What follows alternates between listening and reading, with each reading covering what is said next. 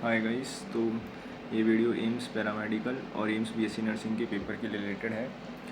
तो AIIMS BSc nursing का paper अपना 1 जून को होना है और एम्स पैरामेडिकल का 28 जून को होना है। तो उससे रिलेटेड मैं बताऊंगा कि कैसे पढ़ना है लास्ट के दिनों में। और मैं डिस्क्लेमर दे देता हूँ, मैंने ये एग्ज़ाम नहीं दिए हैं दोनों ही, एम्स बीएससी नर्सिंग का और एम्स पैरामेडिकल का, बट हाँ नीट का एक्सपीरियंस है और बाकी आरयूएचएस के दो बार मैंने एग्ज़ाम दिया, उसके एक्सपीरियंस से बताऊंगा कि लास्ट के टाइम पे क्या करना है और किस तरह करना है। नीट 3 बार दिया है तो उसके एक्सपीरियंस से बताऊँगा, है ना। तो देखो यार, सबसे पहले एम्स बीएससी नर्सिंग का जो पेपर होता है उसमें 100 क्वेश्चन आते हैं। 30 केमिस्ट्री, 30 बायोलॉजी, 30 फिज़िक्स और 10 जीके के। और जो एम्स पैरामेडिकल का होता है उसके अंदर 90 क्वेश्चन आते हैं। 30 केमिस्ट्री, 30 बायोलॉजी और 30 फिज़िक्स के, ठीक है। और जो इनका सिलेबस होता है ना, फुल 11th और 12th है, बीएससी नर्सिंग में भी और अपने पैरामेडिकल में भी। और जो अपना बीएससी नर्सिंग है उसमें जीके भी एडिशनल आता है, पूरा इंडिया जीके आता है। स्टेट में जितने भी स्टेट्स हैं पूरा कवर होते हैं, उसके अंदर 10 क्वेश्चन आते हैं, ठीक है। तो अभी है ना यार, बायोलॉजी पूरी पढ़नी है अपन को। सिलेबस यही है कि बायो पूरी पढ़नी है। केमिस्ट्री के डिलेटेड टॉपिक भी आ रहे हैं इन दोनों एग्जाम में। सबसे बड़ी बात है कि डिलेटेड टॉपिक भी आ रहे हैं। जिसने नीट की तैयारी कर रखी है उसके लिए ये फ़ायदा रहेगा कि उसने डिलेटेड टॉपिक नहीं करे, उसके अलावा सारे कर रखे होंगे, लेकिन डिलेटेड टॉपिक नहीं करे तो उसका क्या करें। पहला क्वेश्चन यही आता है, चाहे एम्स पैरामेडिकल में हो चाहे एम्स बीएससी नर्सिंग में हो। तो अगर आप अभी एनसीईआरटी पढ़ने बैठोगे, खासकर बीएससी नर्सिंग वाले, तो कोई मतलब है नहीं मेरे हिसाब से। मैं अपने टेलीग्राम चैनल पे पार्थ गोयल, डॉक्टर पार्थ गोयल भैया हैं, उनकी कैमैक है मेरे पास, तो उसमें से पीडीएफ बना के, जो सरफेस केमिस्ट्री चैप्टर है, पॉलीमर्स चैप्टर हैं और मेटलर्जी चैप्टर है, सॉलिड स्टेट है, इनकी पीडीएफ सेंड कर दूंगा बना के। और अगर आपने पढ़ रखा हो तो बहुत अच्छी बात है, नहीं पढ़ रखा हो तो उनसे पढ़ सकते हो आप। अच्छे क्वेश्चन हैं, डायरेक्ट क्वेश्चन की फॉर्म में ही हैं, तो याद करने में आसानी रहेगी, है ना। तो ये बात तो हो गई, ठीक है। अब पहले बात करते हैं एम्स बीएससी नर्सिंग की, क्योंकि उसका पेपर अभी 1 जून को ही है। आज अपने पास है 24 मई। अपने पास अप्रोक्स 7 दिन है, एक हफ़्ता है पूरा। अब आपको पूरा सिलेबस रिवाइज़ करना है। पहले वो बच्चे हैं जिन्होंने नीट के बाद से स्टार्ट करा है पढ़ना या नीट दे रखे हैं, तो उनको देखो एक एडवांटेज रहेगा, बहुत अच्छा एडवांटेज रहेगा। बस आप ये है कि ना कंसिस्टेंट रहो। अभी हर दिन है ना, कम से कम पर सब्जेक्ट 3 से 4 चैप्टर रिवाइज़ करने का ट्राई करो, तभी सिलेबस पूरा हो पाएगा और अच्छे से रिवाइज़ हो पाएगा। तो यही है, सुबह उठ के है ना, मैं तो अपने नीट के टाइम पे ऐसे करता था कि मैं फ़िज़िक्स पहले करता था। सबसे पहले सुबह उठा मैं 4-5 बजे के लगभग, तो बायो के 2 चैप्टर मेरे हो जाते थे सुबह सुबह। फिर उसके बाद 7 से मैं मान लो कम से कम 12 बजे तक फ़िज़िक्स करता था। उसके बाद 2 से या 3 बजे से अपने केमिस्ट्री पढ़ता था, 3 से 7 या 8 बजे तक। फिर उसके बाद जो टाइम बचा वापस बायो पढ़ ली मैंने। 2-2 चैप्टर हो जाते थे, मतलब बायो में 3 से 4 चैप्टर दिन के हो जाते थे। केमिस्ट्री के अंदर 2 से 3 हो जाते थे। फिज़िक्स में भी फार्मूला रिवाइज़ करता था तो उसमें थोड़े ज़्यादा हो जाते थे। पीवाईक्यू करने होते थे तो थोड़े कम होते थे। लेकिन अगर शॉर्ट नोट्स ही रिवाइज़ करने तो आराम से 6-7 चैप्टर के उससे ज़्यादा ही हो जाते थे। तो अपने हिसाब से देखो कि किस टाइम पे आप उठते हो, किस टाइम पे सोते हो। और इस टाइम मैं यही कहूँगा कि टाइम पे उठो तो बेटर है। आराम से 10 बजे सो और 4 बजे के लगभग उठ जाओ। 6 घंटे की नींद इनफ है, ठीक है। तो इस तरीके से रिवाइज़ करो। और पुराने टॉपिक जो रिलेटेड हो गए ना, उसको अगर आपने अभी तक छेड़े ही नहीं है ना, छुए ही नहीं है, तो मैं यही कहूँगा कि पहले जो पढ़ रखा है ना, जैसे अपनी पूरी बायोलॉजी है, 11th-12th की सिलेबस, क्योंकि इसमें पूरा नीट का ही है और नीट से ज़्यादा ही है क्योंकि जीके भी आ रही है इसमें। तो मैं यही कहूँगा पहले जितना पढ़ रखा है ना उसको पढ़ो, और जो टॉपिक छुए नहीं है ना आपने, उसके लिए मैं पीडीएफ डाल दूँगा, उससे आपके कवर हो जाएंगे। बस आपको उसको रटना है, क्योंकि वो चैप्टर रटने वाले ही हैं। अपना पॉलीमर्स कुछ समझने का नहीं है, उसके अंदर सरफेस केमिस्ट्री है, मेटलर्जी है। एक बार आप उस पीडीएफ से कर लोगे तो मेरे हिसाब से हो जाएगा, है ना, अच्छे से। और जिसने पहले से कर रखा है तो उसके लिए बहुत एडवांटेज होगी, क्योंकि रिवीजन में शायद उससे बेटर कोई मटेरियल नहीं होगा अगर आपने एक बार ऑलरेडी कर रखा है ना। तो ये तो बात हो गई अपनी एम्स बीएससी नर्सिंग की।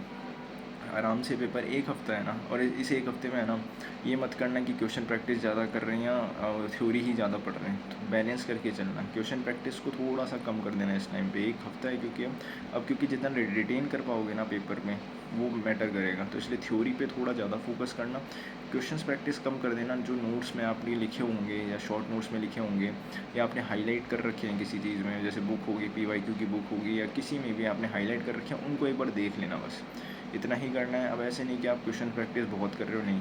आप जितना फार्मूला रिवाइज़ करोगे फिजिक्स के अंदर, खासकर फार्मूला आपको याद होना चाहिए। टिप्स पे फार्मूला होगा, आंसर आएगा। कॉन्सेप्ट आपको ऑलरेडी पता है। फार्मूला बिना कॉन्सेप्ट के नहीं याद कर सकते, नहीं समझ सकते। तो फार्मूला आपको पता है तभी आपका आंसर आएगा। उससे पहले कॉन्सेप्ट आपको पता ही होगा, ठीक है। और जो भी वीक टॉपिक लग रहा है ना, उसको आप ज़्यादा टाइम मत दो, बट हाँ सुबह के टाइम कोशिश करो कि हो जाए वो वीक टॉपिक। अगर लग रहा है कि हाँ मेरे को कॉन्फिडेंस नहीं आ रहा है इस टॉपिक पे, तो आप कर सकते हो उसको। और रिवीजन आपको उसी तरीके से करना है जैसे नीट में करते थे ना, उस लेवल पे कर लोगे ना अगर रिवीजन, 1 हफ़्ता है क्योंकि आराम से हो सकता है रिवीजन। हाँ, रही बात जीके की, वो थोड़ा प्रॉब्लमेटिक हो सकता है। अब मान लो किसी ने जीके बिल्कुल ही नहीं पढ़ी है ना, तो मैं ये कहूँगा कि आप अब एंड टाइम पे रश मत करो जीके को लेकर। रोज़ का शायद 1 घंटा या 2 घंटा भी आप वन शॉट देख लोगे आजकल, क्योंकि खूब वन शॉट चल रहे हैं इंपॉर्टेंट क्वेश्चंस की, जीके में कौन सा क्वेश्चन आएगा, मोस्ट रिपीटेड क्वेश्चंस, तो वो देख सकते हो आप 1 या 2 घंटे सिर्फ। इससे ज़्यादा नहीं कि आप पूरे 9-9 8-8 घंटे सिर्फ जीके की ही देख रहे हो और अपने सब्जेक्ट को मिस कर रहे हो। 90 क्वेश्चंस मेजर क्वेश्चंस जो है ना अपने पास अपने सब्जेक्ट के हैं, तो आप इस मतलब ट्राई करो कि 90 में से एटलीस्ट 70+ 80+ स्कोर कर सको, ठीक है। तो वो अपना मेन पोर्शन है। और जीके के 10 क्वेश्चन है सिर्फ, है ना, तो उसको आप 1 घंटा भी दिन का दे रहे हो ना, 1 या 2 घंटा, बहुत मोर देन इनफ है वो, क्योंकि वो रटने गए जीके, है ना। तो सुबह आप बायोलॉजी के साथ भी कर सकते हो। मान लो आप 4 बजे उठ रहे हो तो 3 घंटे के अंदर आराम से कर सकते हो। 2 घंटे आपने बायोलॉजी पढ़ ली, 1 घंटा जीके की देख लिया वन शॉट, खाना खा लिया तो मस्ती मस्ती में अपने सुन लिया जीके का जो भी वन शॉट है, इस तरीके से कर सकते हो, है ना। और बस यही है कि 1 हफ्ता अच्छे से रिवाइज़ करो, ज़्यादा पैनिक मत करो, कोशिश करो कि दिन के 3-4 चैप्टर पर सब्जेक्ट करो। हाई वेटेज वाले से पहले चालू करो, जैसे 12th अपनी ज़्यादा वेटेज रखती है तो 12th पे ही ज़्यादा ध्यान दो। 11th को ऐसा मत करना बिल्कुल छोड़ दिया, 11th भी करते रहो, लेकिन 12th के जो हाई वेटेज चैप्टर है, 11th के हाई वेटेज चैप्टर हैं उनको करते रहो, ठीक है। 12th में इलेक्ट्रोस्टैट हो गई, करंट इलेक्ट्रिसिटी हो गई, मॉडर्न फिजिक्स हो गई, wave optics, ray optics, semiconductors, ये वाले चैप्टर हैं। 11th के अंदर अपना ग्रेविटेशन है और रोटेशनल मोशन है। SHM वेव से कई बार आ जाते हैं, कई बार नहीं आते हैं, तो उस तरह करते रहो। अब कोई नया पेपर लगाने की ज़रूरत नहीं है। अगर आपके पास 23-24 का पेपर है तो एक बार बस उसमें देख लेना कि किस टाइप के क्वेश्चन आए, उसके अलावा कोई भी नए क्वेश्चंस मत लगाओ, स्मार्ट क्वेश्चन देख लो, ठीक है। तो ये 1 तारीख को है, बस चिल होके जाना, टेंशन मत लेना, ठीक है, आराम से होगा पेपर। अब बात करते हैं पैरामेडिकल वालों की। तो पैरामेडिकल में यार अभी बहुत टाइम है, 28 जून को पेपर है, तो आप आराम से कर सकते हो रिवाइज़। अगर आपने जो डिलेटेड टॉपिक्स नहीं पढ़ा है ना अभी तक, तो ट्राई करो कि पढ़ो, वन शॉट देख लो उसका ढंग से, या जो मैं PDF दूंगा उससे तो पढ़ना ही है, रिवीजन के लिए बहुत अच्छी रहेगी वो। तो आप ऐसा मत करना कि छोड़ के जाओ डिलेटेड टॉपिक्स दोनों के लिए, ना तो मतलब एम्स BSc नर्सिंग के लिए भी और एम्स पैरामेडिकल के लिए भी, क्योंकि डिलेटेड टॉपिक से मान लो 4-5 क्वेश्चन भी आए ना तो बहुत गेम चेंजिंग साबित हो सकते हैं, ठीक है।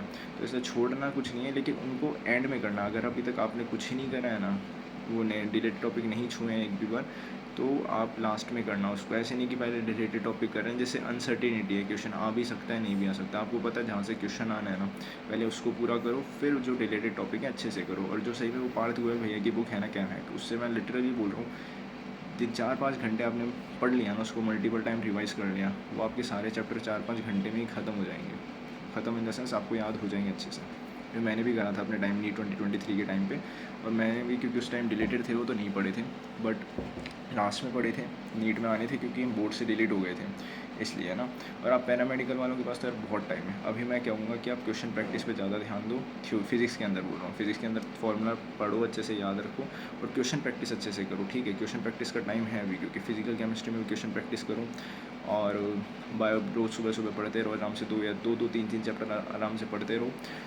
केमिस्ट्री के अंदर ऑर्गेनिक के रिएक्शंस हैं, उनको लिख लिख के याद करो। नेम रिएक्शंस हैं जैसे, उनको लिख लिख के अच्छे से याद करो। और क्योंकि यार है ना, कई बार क्या होता है ना, पैरामेडिकल में थोड़ी सी फिजिक्स को अच्छे लेवल भी डाल देते हैं, नीट से ऊपर तो नहीं आती, बट हाँ नीट जितनी भी थोड़ी सी नीचे आती है, इसीलिए अच्छे लेवल की आती है। मैंने कई लोगों से सुना है, क्योंकि मैंने पर्सनली एग्ज़ाम नहीं दिया, बट हाँ सही लेवल रहता है फिज़िक्स का उसमें। और तो प्रैक्टिस कर सकते हो, क्योंकि अभी टाइम है यार, लगभग 1 महीना है अभी, तो उससे ज़्यादा ही है। तो क्वेश्चन प्रैक्टिस अभी बंद मत करना, क्वेश्चन प्रैक्टिस लास्ट के 1 हफ्ता बचे ना तब बंद करना। अभी क्वेश्चन प्रैक्टिस कर रहे हो, करने दो। हाईलाइट क्वेश्चंस हैं जो भी हाईलाइट कर रखे हैं या पहली बार में नहीं हो, उनको देख लो आराम से, ठीक है। और रिवीजन रोज़ करो। आप ऐसा कर सकते हो कि जैसे 7 से, मेरा यही था, मैं आपको भी बता देता हूँ, वही शेड्यूल आप फॉलो करो। आराम से 10 से 4 बजे तक सो, 4 बजे उठो, बायो के 2 चैप्टर पढ़ लिए, 3 चैप्टर पढ़ लिए, 2 घंटे में मान लो, है ना, 7 से 8 बजे आप फिज़िक्स पढ़ने बैठ जाओ। मान लो आप 8 बजे फिज़िक्स पढ़ने बैठ रहे हो, 8 से 12 तक फिज़िक्स पढ़ो, ठीक है। उसमें मान लो आप 3 चैप्टर के शॉर्ट नोट्स पढ़ सकते हो आराम से, ठीक है। शॉर्ट नोट्स बना रखे हैं तो, नहीं तो लॉन्ग नोट्स हैं उससे पढ़ लो। और 1 या 2 चैप्टर के दिन के PY को आराम से निकाल लो, आराम से निकल जाएंगे। 3 चैप्टर के शॉर्ट नोट्स या 3 चैप्टर के शॉर्ट नोट्स, 2 चैप्टर के PY काफ़ी है। और फिर उसके बाद आराम से 2 या 3 बजे से, 3 बजे से भी आप केमिस्ट्री पढ़ते हो, 3 से 7 बजे तक, तो आराम से उसमें 2 या 3 चैप्टर इजीली कवर हो जाएंगे। फिजिकल केमिस्ट्री में 1 चैप्टर का शॉर्ट नोट्स पढ़ लो या 2 चैप्टर के शॉर्ट नोट्स पढ़ लो। ऑर्गेनिक के 1 चैप्टर आराम से रिवाइज़ कर सकते हो उस दौरान, और इनऑर्गेनिक चाहो तो कर लो, नहीं तो अगले दिन कर सकते हो। तो मतलब वो ये पर सब्जेक्ट मिनिमम 3 चैप्टर तो करने का ट्राई करो, अच्छे से होगा और आपके फ़ायदा है पैरामेडिकल वालों की कि जीके नहीं आती, और जीके नहीं आती तो कोई दिक्कत ही नहीं है ना। और बीएससी नर्सिंग वालों का जो एम्स का है जीके आएगी उसकी, तो उसकी इतने पैनिक मत करो, क्योंकि आप कॉन्फिडेंस ये रखो कि 90 क्वेश्चन है ना, तो उस 90 में से मैं मैक्सिमम आउटपुट निकालूँ, वो बेटर रहेगा ना। 90 में से एटलीस्ट 70-80 मार्क्स भी आ गए ना, कोशिश करो कि 80 आए, बट 70 तक भी चल जाएगा, लेकिन हाँ मैक्सिमम 90 क्वेश्चंस, क्योंकि आपका सब्जेक्ट है, आपके कमांड है उस पर। तो बस वही है कि छोड़ के कुछ नहीं जाना है, वो जो डिलीटेड टॉपिक्स हैं उनको भी ज़रूर करके जाना है, लेकिन मेजर जो ध्यान देना है अपन को किस पे देना है, जो अपने आ रहे हैं जिनमें से पता है हमें क्वेश्चंस आना है, ठीक है। और लास्ट टाइम पे कोई क्वेश्चन नए क्वेश्चंस बिल्कुल मत लगाना, कोई मॉक टेस्ट मत देना कि कोई आजकल हाँ ये सीरीज़ चलती है ना भाई कि top 100 questions, top 500 questions marathon, बिल्कुल मत करना, बिल्कुल भी मत करना। 12-12 घंटे तुम मैराथन देखोगे ना, तुम्हारे दिमाग का सिस्टम काम करना बंद कर देगा उस वक्त, क्योंकि तुम पता है क्या होता है, मैराथन जो ऑनलाइन चलती है वो अच्छी है एक टाइम तक, ठीक है, लेकिन अपन क्या करते हैं ना, वो खुद जैसे टीचर हैं, अब जो टीचर हैं वो करा रहे हैं तो वो खुद ही तो सॉल्व कर रहे हैं, अपन अपना दिमाग कहाँ लगा रहे हैं उसमें। टीचर ने बताया, क्वेश्चन करा, सॉल्व करा दिया, अपन अपना सोच ही नहीं पा रहे, अपनी थिंकिंग डेवलप ही नहीं हो रही।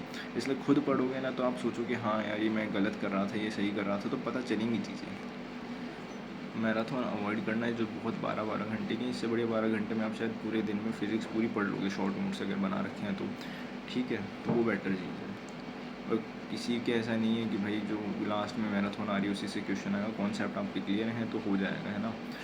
और वन शॉट देख सकते हो, अगर आपको लग रहा है ना यार मेरा टॉपिक वीक है, तो आधे घंटा 1 घंटे का कोई वन शॉट है उसको देख सकते हो, उस चैप्टर का पर्टिकुलर का। और डिलीटेड टॉपिक्स के लिए मैं बुक दे ही रहा हूँ आपको, मैं बुक या PDF मैं भेज दूँगा टेलीग्राम पे, तो उससे कर लेना। अगर फिर भी आपको लग रहा है नहीं मेरा सारा कंप्लीट है, मेरे वो डिलीटेड टॉपिक्स ही बाकी हैं, तो ट्राई कर सकते हो आप वन शॉट से, जो इसमें इंपॉर्टेंट पढ़ा है वो देख सकते हो। क्योंकि लास्ट का टाइम है तो मैं ज़्यादा प्रेफर नहीं करता वन शॉट्स, बट हाँ अगर लग रहा है आपको डाउट है यार कि हाँ उसी से ही क्वेश्चन मेरे को लग रहा है फंसेगा, या मेरा वही चैप्टर कंप्लीट नहीं है, बाकी सब कुछ कंप्लीट है, तभी उस पर जाना, बेवजह कोई रिस्क मत लेना। और जीके के लिए यार 1-2 घंटे भी दिन के निकाल लोगे ना अभी से तो खूब है।